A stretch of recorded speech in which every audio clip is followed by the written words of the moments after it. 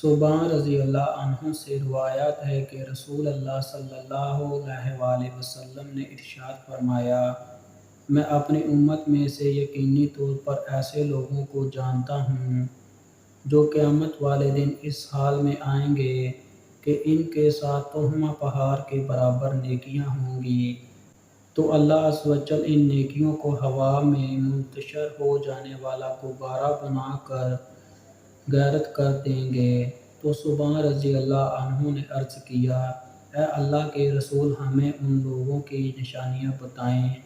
ہمارے لیے ان لوگوں کا حال بیان فرمائیں تاکہ ایسا نہ ہو کہ ہم انہیں جان نہ سکیں اور ان کے ساتھ ہو جائیں۔ تو رسول اللہ صلی اللہ علیہ وآلہ وسلم نے ارشاد فرمایا، وہ لوگ تم لوگوں کے دینی بھائی ہوں گے اور تم لوگوں کی جلد ظاہری پہچان اسلام میں سے ہوں گے اور رات کی عبادت میں سے اسی طرح حصہ لیں گے جس طرح تم لوگ لیتے ہو، یعنی تم لوگوں کی ہی طرح قیام اللیل کریں گے، لیکن ان کا معاملہ یہ ہوگا کہ جب وہ لوگ اللہ عز و جل کی حرام کردہ چیزوں اور کاموں کو تنہائی میں پائیں گے تو انہیں استعمال کریں گے۔